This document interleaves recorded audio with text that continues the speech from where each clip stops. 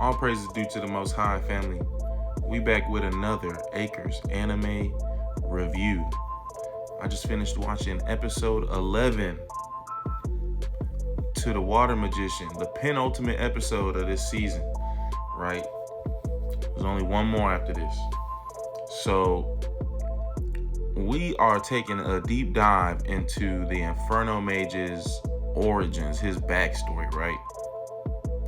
And so he started off in this small village. We're introduced to him starting at 6 years old, right? He already can manipulate heat and start flames, and he's working with a blacksmith making swords. His dad is like somewhat of a leader in the small village, right? Doing like, I guess, carpenter work a little bit, but also he's like leading like some of the hunts for food, like hunting boars for food, you know. So this is like his foundation, right? His background being Oscar. Okay, and so what happens is he's helping the blacksmith make some swords, and the blacksmith, after finishing up some of the swords, he's like, hey, I made one for Oscar. You know, he's about to turn 7, right? So let me go ahead and this one's his. And he's like, I made it a little bit lighter than the other swords since his birthday's coming up, and he's been helping me in the shop. Oscar like loves this. Now we see Oscar and his dad and some of the other villagers. They're out hunting this boar, and so they're shooting arrows at it. They get it. They bring it back home, and they start to have a feast. They're having a celebration, and during the celebration, one of the villagers mentions to Oscar's dad, "Hey, our scout is basically saying that we got some bandits, peeping the situation, and they're planning something." And so he tell Oscar dad, "We got like 3 days before they, come for us. Like they launch an attack." So we take that short time to prepare, but unfortunately, it really don't help us. Really, Oscar is like the only one that escapes. And so, we meet them at the gate of the village. We're shooting arrows at them. We're dwindling their numbers because they come in 50 deep. And we're not a big village, right? Women and children we got to protect. Not everybody is in a position to be able to fight for the village. And we don't have anywhere to run to. So we dwindling their numbers at the gate with some arrows, but then, it's war of attrition. Like they bust through. Really, one particular strong one kind of come and charge at us and really open up the gate for the rest of his homies to pull up, right? Dang, and what was that dude's name? It was Posh and started with a B, I think. But there was 2 bandits that really stuck out to Oscar, and you're gonna understand why. So the dad's like, "Hey, I'm gonna hold them off here at the gate," and he tells his homie, he's like, "Go take Oscar," and he tells Oscar, "Go ahead and I'm depending on you to take care of your mom." So the bandit that rushed the gate, like I said, he kind of strong. Like he's no scrub for sure. He ended up making his way to the house that Oscar and his mom is at. And so it's really just his mom, Oscar's mom, with like a spear, and she trying to fight him off, but she's she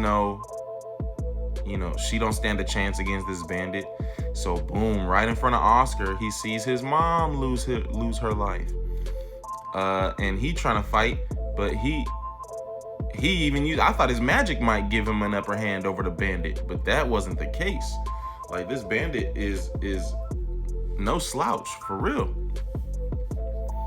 Then his dad do pull up, which is weird because his dad was kind of engaging him at the gate, but the bandit made his way to Oscar and his mom, took out Oscar's mom. Oscar's dad pulls back up, and he sees what happened. So he's trying to come after the bandit now. And the bandit kind of uses Oscar's dad's anger, to his benefit. So he lure him outside. Boom, boom, boom. Some of the other bandits hit him with arrows, and so he's done. Right? So the bandit beats him. Now Oscar's master, the blacksmith, pulls up. He tells Oscar, hey man, we gotta run. So really what only ran off the bandits, there was these wolves. And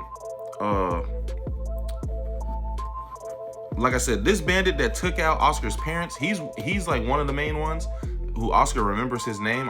His name is escaping me right now. The other one was called Posh. And Posh is like the leader. So Posh pull up after this happened, and he's like, hey, we gotta leave.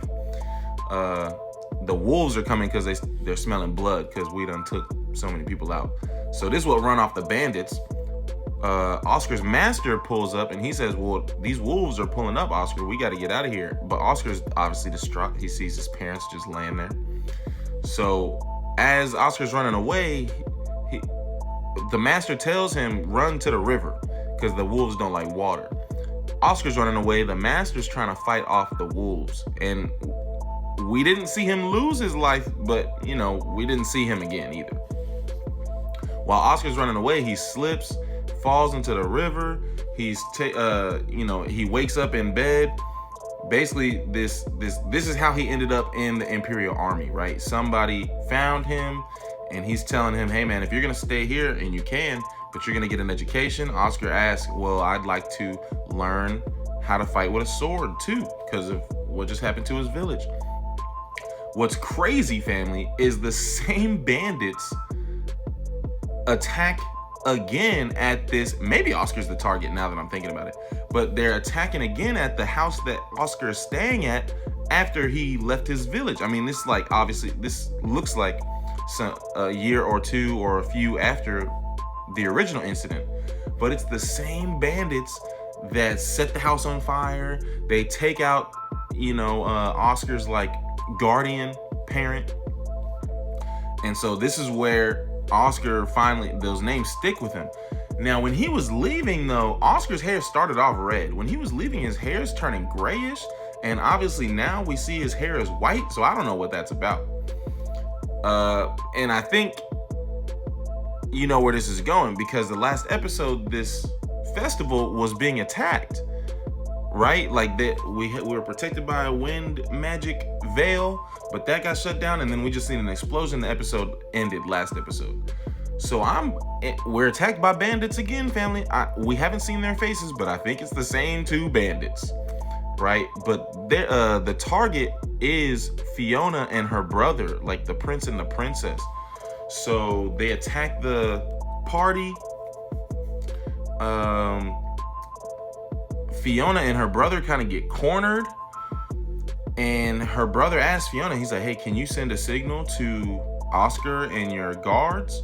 And she's like, yeah, I can, but it's gonna give up our location. So she do exactly that.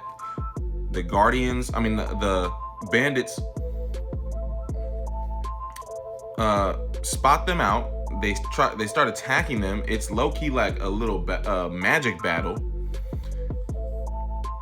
But she fends them off in time for Oscar and them to pull up. Now, at the last second,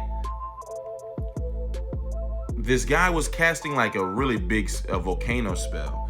And so he was finna blow up, what's his name? Conrad, I think, is Fiona's brother. And so she pushed him out the way, but then she took the explosion. She flew all the way to, it's Ammon and Nils and Eto. And Nils actually catch her out of the air.